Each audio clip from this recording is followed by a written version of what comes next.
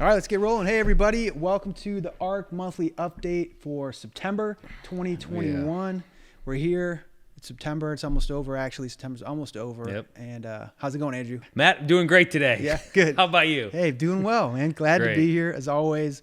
And just excited to give a little update on the industries that we service and also give some shipping tips to our customers and hopefully help them out in the middle of this or the beginning of this crazy season that's coming upon us as shippers. Yeah, absolutely. But I wanted to kick off the segue. It's September, which means football season is here. Football's back, baby. Football's back, and where we live in Cleveland, Ohio, it's a really big deal. Yeah, religion, basically. It's a religion. It is. It's right there. So I wanted to see, what's your level of fandom? Are you like face painted, like down by the No, I'm Muni lot? not a Muni lot guy. I don't Okay. go there every week. I like football in general. I think more than just like, obviously I'm a Browns fan first and foremost because I'm from Cleveland. I have to be. Yeah, you have to be. But I like football. I just like the game of football. I think Yeah. it's fun. I've got three boys now that are really into football. They're Okay. watching it every weekend, and they'll watch the Sunday nights and the Monday night games with Okay. me. So it makes it a little more fun to do, but I love it. How about you?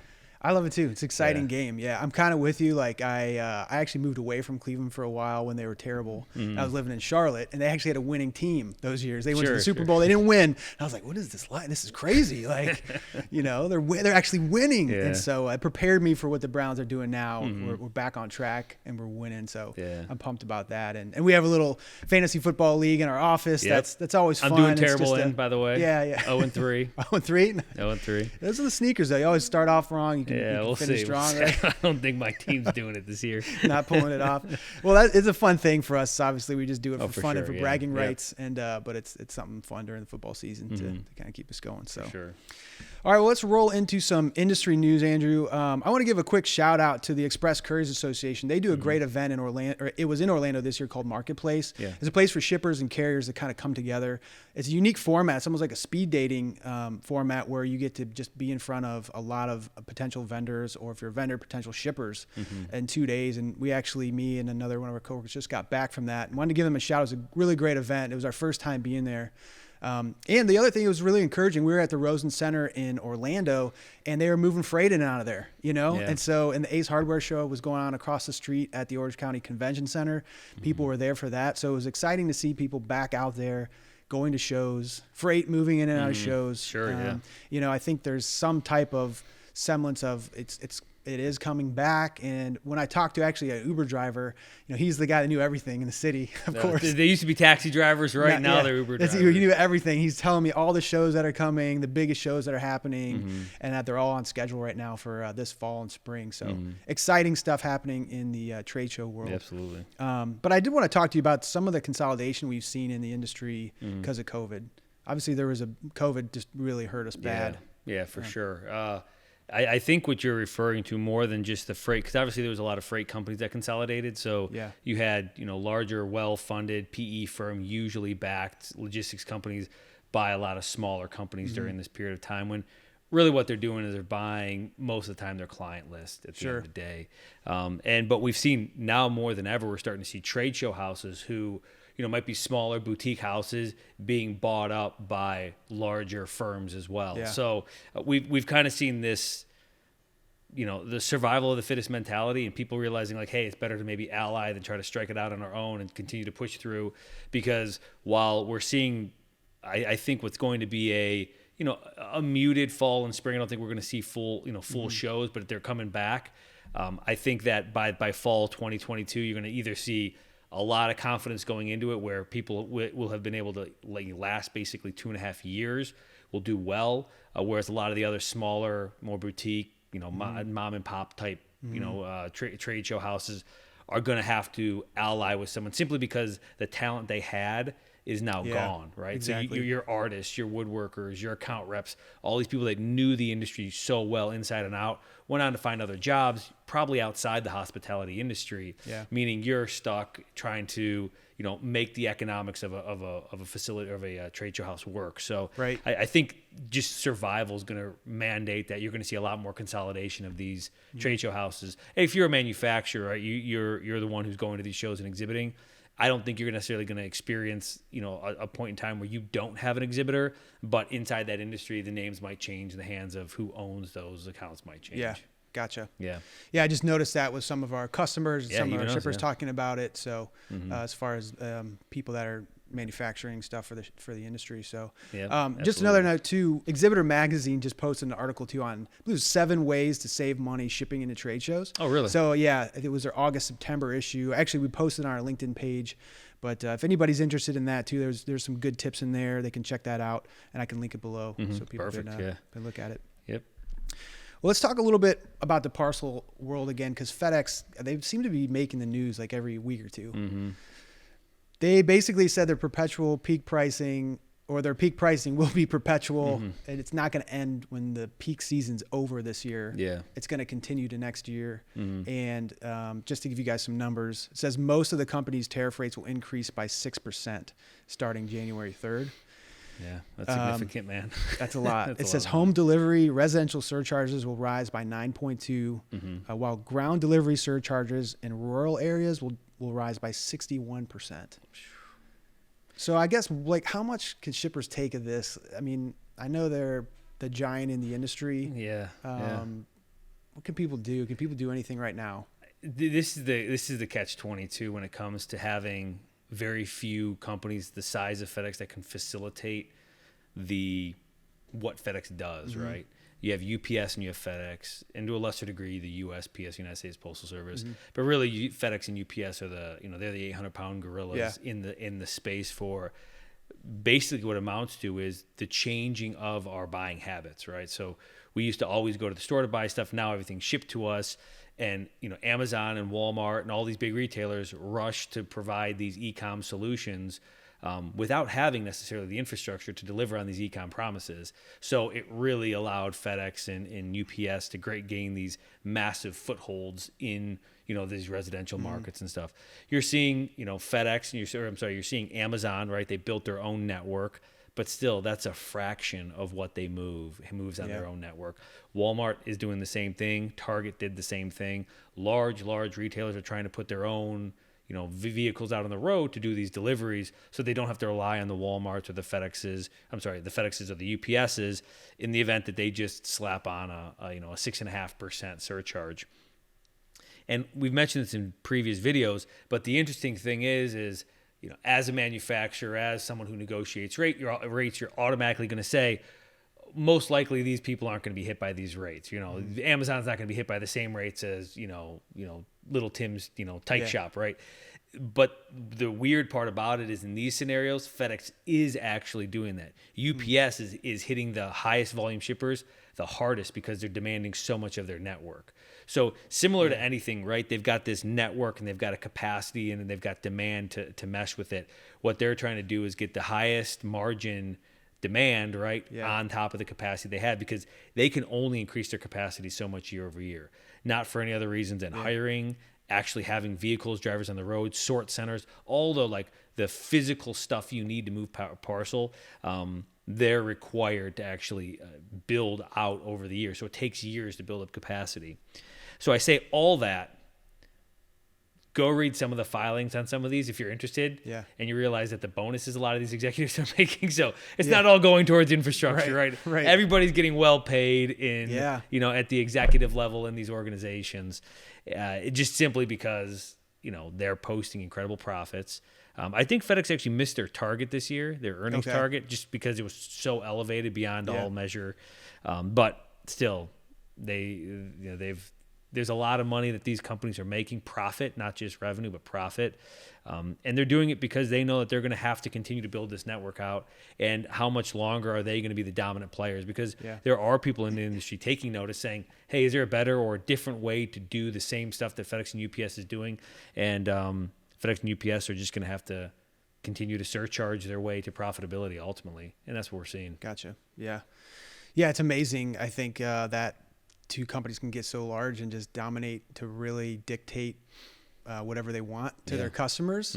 I know we see it in different industries, but in transportation, they really have that, the grasp on that, and they can just squeeze when they want to. And unfortunately, a lot of people are scratching their heads, and I think people are, we've talked to customers like, please, I mean, help us or what can we do? And at the same time, they have every right to, right? I Sure. mean, they own the planes, they own the trucks, they own stuff. it all. It's their stuff. They did what everyone thought. I mean, if you read the story of FedEx, right, everybody thought it was insane what Fred Smith wanted to do, and he's been proven right. I mean, he probably was even, he might have been right at the right exact moment or a little bit too early, but he's been proven right. So at the end of the day, it's, it's hard to argue, but it's not fun when you're the shipper. It's not fun when you got to pay the surcharges, put it that point. Exactly. But you like having it always, right? Yeah. Like 2 years ago, nobody cared. Now you got to pay all these surcharges, and they're kind of in that position of control.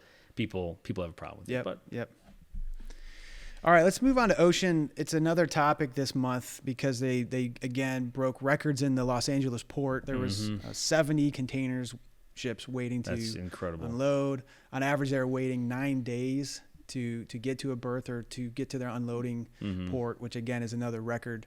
And just today, actually, we saw an article where Costco, the retailer Costco, is actually renting their own ocean vessels for busy season this year. So they can put thousands of containers on each one to try to attempt to bypass these delays and the cost. So you see some of these big players getting creative and trying to find ways around it. I mean, I would think if you would, again, 2-3 years ago, ask someone if a retailer would start renting their own vessels, they would say, there's no way that would make financial sense for us. Exactly. But through a couple of years ago, a container was $2,000-$3,000. Now it's $15,000, $20,000, depending on. And if you can put thousands of them on a vessel, I mean, then the savings just makes is there. sense. Especially when you have the cash. Like, I mean, thing is, Costco, Amazon, they all have enough cash to do whatever they want, right? It's where, spending a few $1,000,000 on a couple charters isn't going to bother them any. So but it's pretty amazing how it's just continuing to stay that way. Yeah. And again, none of the forecasts really can show when that's going to stop. So they're not like, there's nothing to say that after peak season this year that it's going to all of a sudden go down. Yeah, right. All the forecasts are stating that 22, 23, like this is going to continue going on for a long period of time until you start seeing downward pressure on these rates. But who knows? It's going to be a long time. It's going to be a long time. Buckle up, people, because it's going to be a while. So. All right, let's move us into our shipping insight section. And I actually want to stay on the topic of international freight. I want to talk about something that, we use often as a freight forwarder. And some shippers know about it. Some shippers probably scratch their head a little bit on it. But can you tell us a little bit about Incoterms and why they're important? Yeah, really, Incoterms decide in many ways who owns the product at what point in transit and where the liability sits. Okay. So ultimately, depending on your Incoterm, which I don't, getting in the Incoterms, you can find them online. They're everywhere in terms of what they are and who is responsible. But the biggest portion of Incoterms is really where the financial risk sits. So if I was to buy freight and I was to say, okay, vendor that I'm buying freight from in China, I'll pay you freight, but I want that delivered at place or delivered at my door or delivered duty paid, whatever it might be, where you have to get it to my dock in my factory is when I assume ownership of that freight. The big benefit of that is if anything happens in transit, let's say the boat sinks, right? Or the vessel falls or the container falls off. Me as a buyer, I'm not responsible for that at all. My money is secure, so I don't actually owe anything for that missing or that lost freight. Now, the complete opposite side of it, right? If I buy it where I'm buying it at their dock, right? The moment it crosses onto the actual ocean container, even if it's in Shenzhen, China, that's still my product at that point. I'm responsible the entire way till it gets delivered to my door. So there's two ways to look at this, right? You're going to pay a slightly inflated cost if you're going to have them deliver it to your door normally, as opposed to the other way that I described.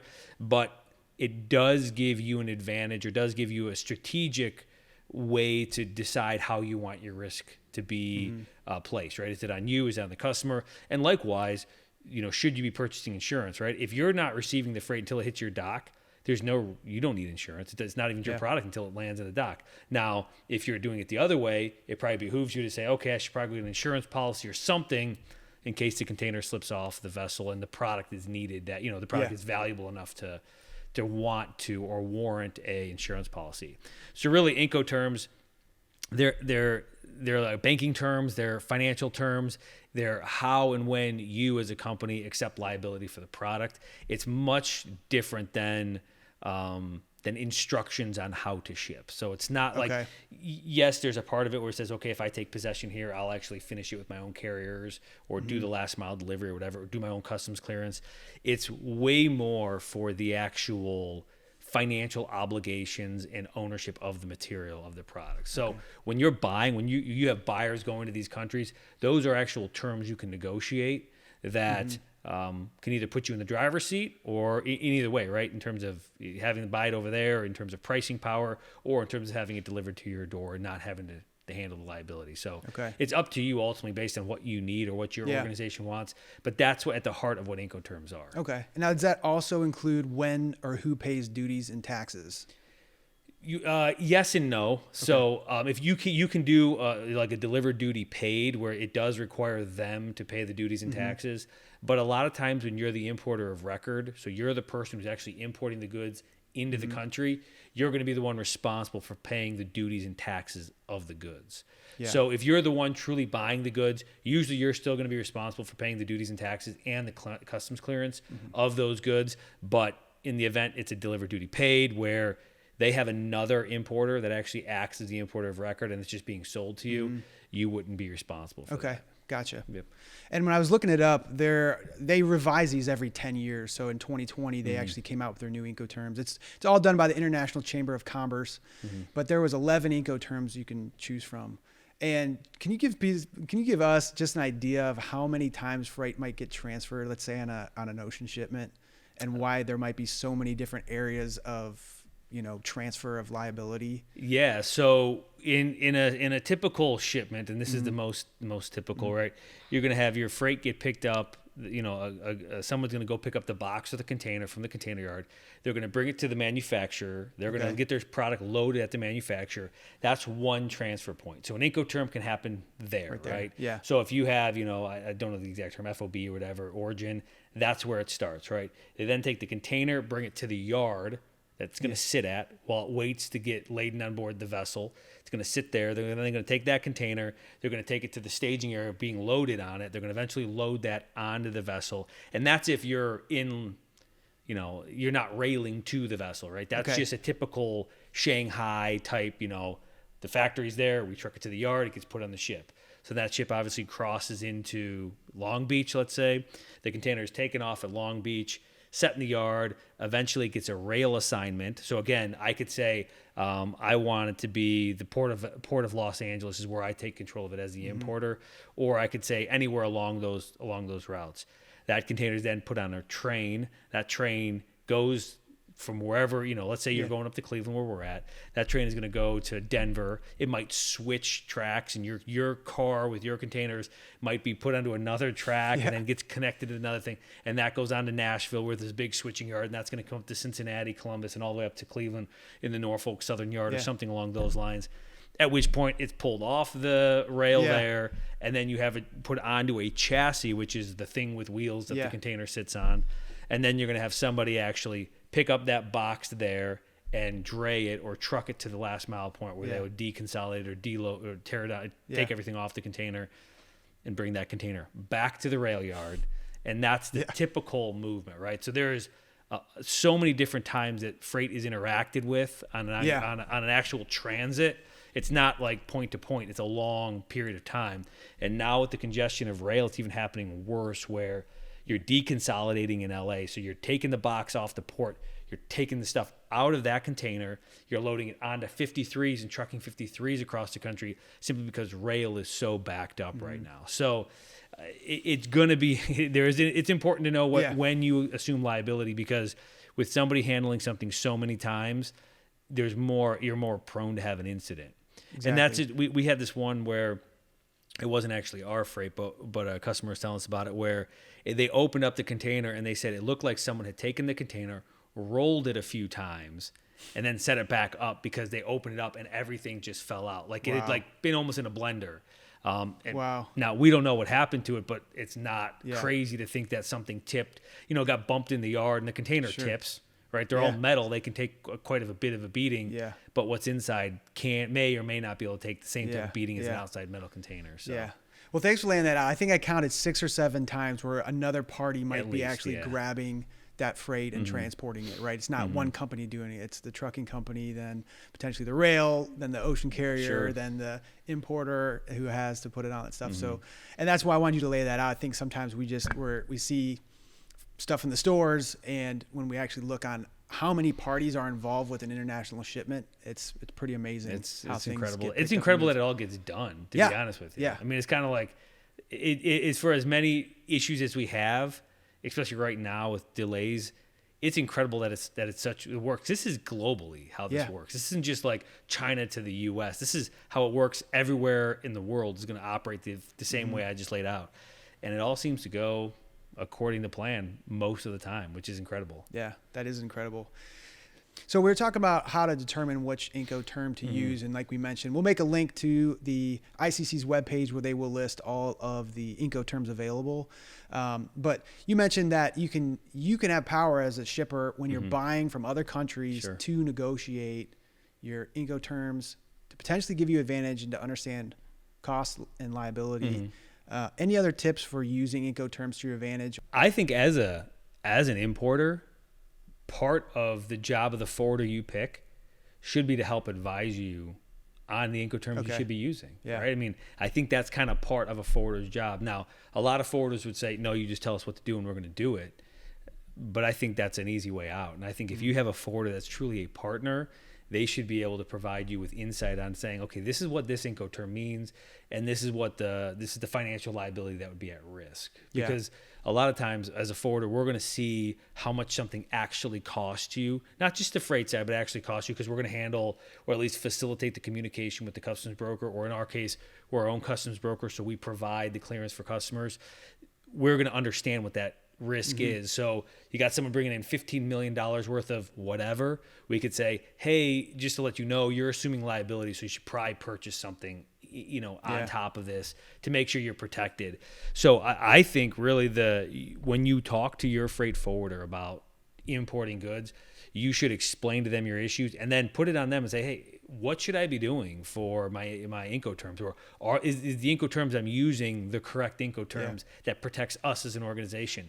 Because a lot of times the person in the decision of what the Incoterm should be isn't also necessarily at the executive level, so they don't necessarily have the impact to kind of make that risk assessment to where we want to empower those people to know that they're making the best decision for their organization, and to give them in some way ammunition to where they can either go to a manager, a boss, director, CEO, whoever it might be, or even if they are the CEO, to make that best decision for their organization. Gotcha. Yeah. Great. Well, thank you for explaining that to us. And again, anybody out there that has additional questions on Incoterms, feel free to reach out to us. We actually did a vlog about a year ago on Incoterms. I was going to say, I thought we had one. Once they updated it in 2020, we did a vlog just to kind of give an overview of it again and go through some different ones. But again, it can be complicated when you first look at it. But again, we're happy to help navigate through those, anybody interested. Yeah, absolutely. All right, Andrew, that brings us to our Did You Know section here in September. And of course, I had to go with the Browns. Our own Cleveland Browns. Yeah. The ones. The beloved Browns. Yeah, the beloved Browns here in Cleveland. So a couple things for you. You might have known some of these, maybe not. But they actually started out not in the NFL, but as there was two leagues. They were part of the All-American Football Conference, and they dominated it. They won the championship every 4 years, the only 4 years that they had a championship. So we are winners. They actually had to go back a long way. They actually won 8 league champions, 4 with the AFC and then 4 in the NFL. But this was pre-Super Bowl. So they're one of 4 teams that have never made it. I was going to say, but during Super Bowl era, we've never made it. Never to the made Super Bowl. it. Yeah, we've never we've made only it. Made the postseason Joined by the Lions, the Texans, and the Jaguars, never made it. So not great company. No, this year though, I think things are changing. Yep. And then actually, I found this interesting because the 2-point conversion was introduced in '94, and they were the first team to actually go for a 2-point conversion and get it after a 94. touchdown. Was that Belichick in '94? I think so. Yeah. Of course he goes. Right. Of course. How did he get that? The analytics back then, you think? Yeah. I didn't know that. I didn't realize that '94 was when they introduced 2-point conversion. Yeah. That's interesting. Yeah. So. Well, good. So that's it for us. And awesome. Thanks everybody for joining us as always. We appreciate you guys tuning in. Stay tuned for the next one. And again, reach out to us if you have any questions or topics you want us to discuss on these, and we'd be happy to do it. Absolutely. Thank you, everyone. Have a great rest of your month. See you in October.